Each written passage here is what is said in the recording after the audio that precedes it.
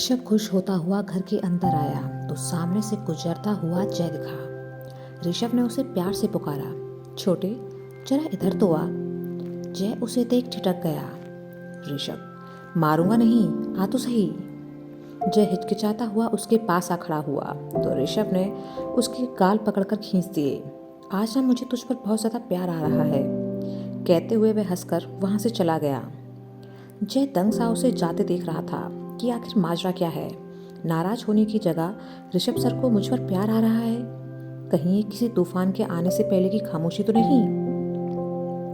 खाना खाने के बाद सभी ने अपनी अपनी जगह पकड़ी। सारे दोस्त टेरेस पर जा बैठे और बातचीत का दौर शुरू हो गया।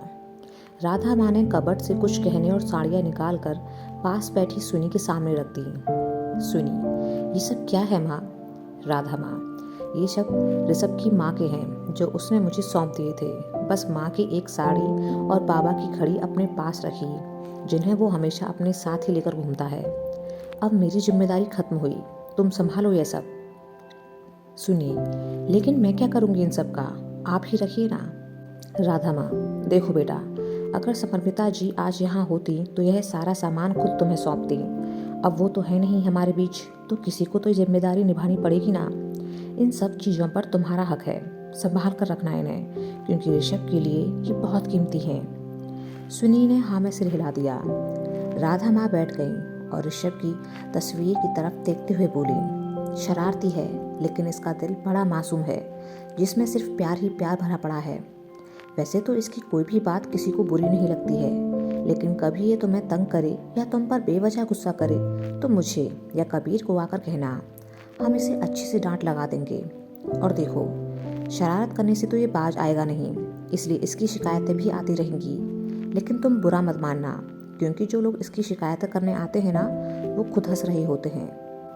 दरवाजे पर खड़ा ऋषभ बोला, अगर सास बहू का ज्ञान का आदान प्रदान हो गया हो तो मैं अंदर आ जाऊं। राधा माँ, आजा, तेरी ही कमी थी। ऋषभ अंदर आ माँ के पास बैठ गया।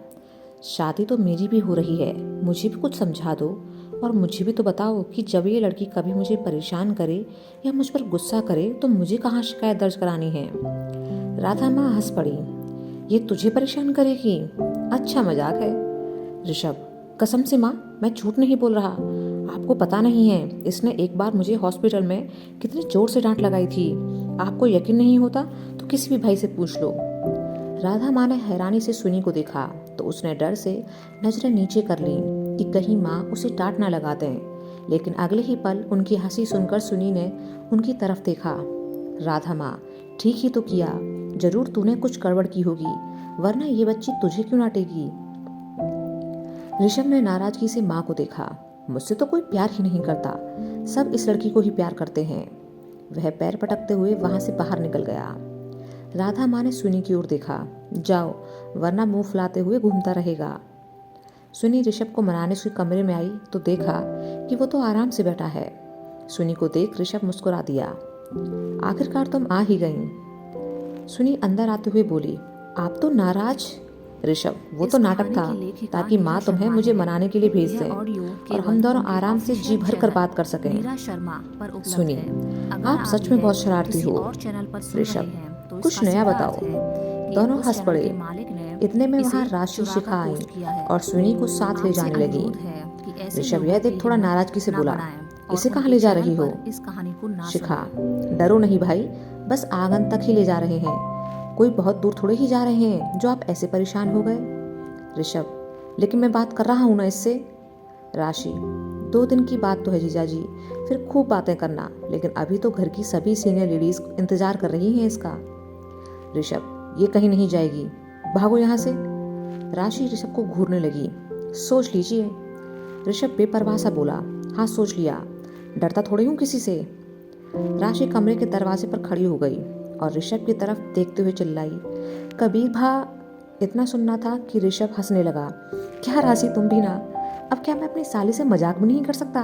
लेके जाओ अपने दोस्त को। सुनी और शिखा दबी सी हंसी हंसते हुए राशि के साथ कमरे से बाहर चली गईं।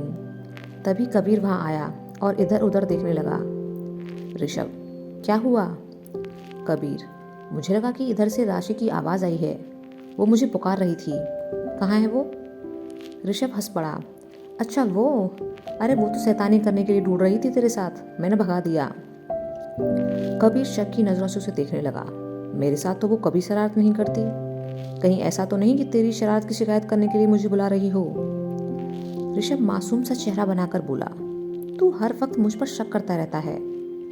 कबीर उसकी शक्ल देख हंस पड़ा। घंटे भर बाद कमरे में रैना को सुला नैना बाकी लड़कियों से बात कर रही थी। वह उन्हें अपने और सारे दोस्तों के किस्से सुना रही थी कि कॉलेज टाइम कैसा था, वो और राज कब मिले वगैरह वगैरह। सभी बड़े चाव से उसकी बात सुन रही थी कि कबीर वहाँ आया। उन सभी को बातें करते देख वो वापस लौटकर चला गया। तारा ने तब तक नोटिस कर लिया था कि उसकी नज़रें मौली पर थीं। नैना ने तारा की तरफ देखा। लगता है तुमसे ही मिलने आए थे, तुम जाकर पहले मिलाओ। तारा, नहीं, कबीर मुझसे नहीं मौली से बात करने आया था। जाओ मौली। मौली उठकर कमरे से बाहर निकल गई। नैना, लगता है कबीर और मौली की दोस्ती बहुत खास है। तारा, हाँ, बिल्कुल वैसे ही जैसे मेरी और देव की। साहिबा, दोस्ती तो इसकी ऋषभ के साथ भी खास ही है। तारा, ये दोनों कबीर और मौली है ना, बिल्कुल एक जैसे हैं, कम बोलने वाले, लेकिन इनकी बोरिंग केमिस्ट्री बड़ी ज़बरदस्त है। पता नहीं क्या क्या बातें करते हैं। यह सुनकर सभी हंस पड़े। शालू नैना से बोली, वैसे आपके हस्बैंड की भी कोई दोस्त है? नैना, हाँ, नेहा है। वो तो जानबूझकर मेरे सामने रात से फ्लर्ट करती है। कभी कभी तो मन करता है कि उसका गला दबा दूं। बहुत शैतान है वो। साहिबा, और राज उसे कुछ नहीं कहते? नैना, वो भी कम नहीं है, मेरे सामने जानबूझकर उससे प्यार जताता है। दोनों एक ही जैसे हैं। कबीर और मौली ऊपर टेरेस पर बैठे हुए थे। मौली, कितना वक्त गुजर गया हम लोगों का एक दूसरे के साथ, लेकिन अभी भी सब कुछ पहले जैसा ही है। हाँ, उतार चढ़ाव काफ़ी आए, लेकिन सभी ने मिलकर उनका अच्छे से सामना किया है। कबीर किसी गहरी सोच में डूब गया। मौली, क्या हुआ, कहाँ खो गए? Kabir, I am sorry. Mauli यह सुनकर चौंकी। सॉरी, लेकिन क्यों? कबीर ने गहरी सांस ली। मेरी वजह से तुमने काफ़ी परेशानियां झेली हैं। देव तुमसे अलग हो गया सिर्फ मेरी वजह से। मेरी बेवकूफ़ी ने तुम्हें बहुत तकलीफ दी है, क्योंकि मैं प्यार और अट्रैक्शन में अंतर नहीं कर पाया, जिसकी कीमत तुम्हें और देव को अलग होकर चुकानी पड़ी। कई बार सोचा कि मैं तुमसे माफ़ी मांगूं, लेकिन कभी हिम्मत नहीं जुटा सका। जाने अनजाने में मैंने तुम्हें बहुत तकलीफ दी है, बस उसी के लिए माफ़ी चाहता हूँ। मौली कुछ वक्त तक आसमान में चमकते सितारों को देखती रही, फिर बोली, गलती मेरी भी थी कबीर, क्योंकि मैंने देव को खोने के डर से उससे यह बात छिपाई थी, जो बाद में उसने सुन ली। और वैसे भी तुमने जानबूझकर कुछ नहीं किया। सबसे बड़ा सच यह है कि अगर तुम ना होते तो मुझे देव कभी नहीं मिलता। तुम ही थे जिसकी वजह से 7 साल के बाद मेरा देव मुझे वापस मिला था। वो तुम ही थे जिसने मेरे परिवार को मनाया, और बाद में यह जिम्मेदारी हमारे ऋषि ने निभाई। मौली ने कबीर के कंधे पर सिर रख दिया। एक वादा करो, चाहे कुछ भी क्यों ना हो जाए, लेकिन हम हमेशा ऐसे ही दोस्त रहेंगे। तुम हमेशा मेरे बेस्ट फ्रेंड रहोगे। कबीर मुस्कुरा दिया और मौली के सिर पर अपना सिर टिका दिया। हाँ, तुम हमेशा मेरी बेस्ट फ्रेंड रहोगी। जय को उसके पापा का फोन आया। कहाँ है तू? जय, नहीं बताऊंगा। मिस्टर दीक्षित चौंके। क्यों? जय, मैं आपके लिए दुल्हन ढूंढने निकला हूँ, जल्दी ही साथ लेकर आऊँगा। मिस्टर दीक्षित नाराज से बोले, लेकिन तुम तो माँ ही। जय, पापा मैंने बोल दिया ना कि मैं उस लड़की से शादी नहीं करूँगा। आपके कहने से भी मेरा फैसला नहीं बदलेगा। कुछ दिन सब्र रखिए, आपकी होने वाली बहू से जल्दी ही मिलाऊंगा। छुपकर खड़ा ऋषभ उसकी बातें सुन हंस रहा था। सब्र कर कबूतर, शादी तो मेरी है, लेकिन बैंड तेरा बजेगा। ऋषभ ने जब देखा कि सुनी से उसे कोई मिलने नहीं दे रहा है, तो वो नाराज सा कमरे में जा बैठा कि राज वहाँ आया। क्या बात है दूल्हे राजा, उदास क्यों हो? ऋषभ, तो क्या करूं, यहाँ सभी प्यार के दुश्मन है। मुझे कोई सुकून से उसके साथ बैठने ही नहीं दे रहा। ऐसे थोड़े ही होता है। राज, ये बात तो है। ऋषभ, कोई मुझे नहीं समझता, मैं किसी से बात नहीं करूंगा। राज कुछ पलों तक उसे देखता रहा, फिर बाहर निकल गया। ऋषभ हैरान सा उसे जाते देख रहा था। ये तो चला गया। मुझे तो लगा था कि कोई तरकीब बताएगा, लेकिन नहीं, है तो ये कबीर का ही दोस्त ना। थोड़ी ही देर हुई थी कि सुनी परेशान सी वहां आई और बोली, क्या हुआ? ऐसे अचानक से पेट दर्द कैसे हुआ? अभी तो आप ठीक थे ना? ऋषभ यह सुन चौंका। पेट दर्द? लेकिन मेरे तो कोई। इतने में पीछे से राज आया। सॉरी ऋषभ, लेकिन तुम्हें तकलीफ में नहीं देख सकता, इसलिए सुनी को बुला लाया। लेकिन तुम परेशान मत हो, मैंने सिर्फ सुनी को ही बताया है कि तुम्हें पेट दर्द है बहुत। ऋषभ समझ गया कि राज ने ही शरारत की है। राज, अरे तुम खड़े क्यों हो? बहुत तेज दर्द है ना तुम्हें? जल्दी से बैठ जाओ आराम से, परेशान मत होना। घंटे 2 घंटे में जब भी तुम्हें आराम मिलेगा तब तक ये यहीं रहेगी। डॉक्टर है ना, कभी भी जरूरत पड़ सकती है। ऋषभ जल्दी से बिस्तर पर बैठ गया और दर्द का नाटक करने लगा। इतने में माही काढ़ा ले आई। ऋषभ भाई, आपके पेट में दर्द है ना, ये लो, इसे पी लो। ऋषभ और राज ने अब एक दूसरे की तरफ देखा। ऋषभ, माही तुम्हें कैसे पता कि? सुनी, हमने ही कहा था इसे, अब जल्दी से पी लो। ऋषभ मना करता रहा, लेकिन सुनी और माही ने उसे वो कड़वा काढ़ा पिला दिया। सुनी, अगर इससे आराम नहीं पड़ा तो हम दवा मंगवा लेंगे आपके लिए।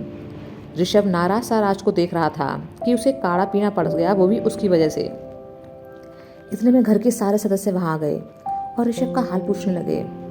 ऋषभ ने हैरानी से राज को देखा तो उसके चेहरे का रंग भी उड़ गया। राज, सुनी, मैंने मना किया था ना तुमसे किसी को बताना मत। सुनी मासूमियत से बोली, हाँ हम बताने वाले नहीं थे, लेकिन फिर लगा कि ऋषभ जी की तबीयत खराब है तो सबको तो पता होना ही चाहिए ना। राज ने अपना सिर पकड़ लिया। ये मासूम लोग ज़्यादा खतरनाक होते हैं। कुछ देर बाद राज ऋषभ को आराम करने का बोलकर सुनी को उसकी देखभाल के लिए छोड़ बाकी सभी को अपने साथ ले गया। यह देख आखिरकार ऋषभ ने राहत की सांस ली। कुछ समय बाद ऋषभ ने ठीक होने का नाटक किया और उसे अपने साथ बातों में उलझा लिया ताकि वह जाए ना। उसने अपनी कबर्ड से कुछ निकाल कर सुनी के हाथ में थमा दिया।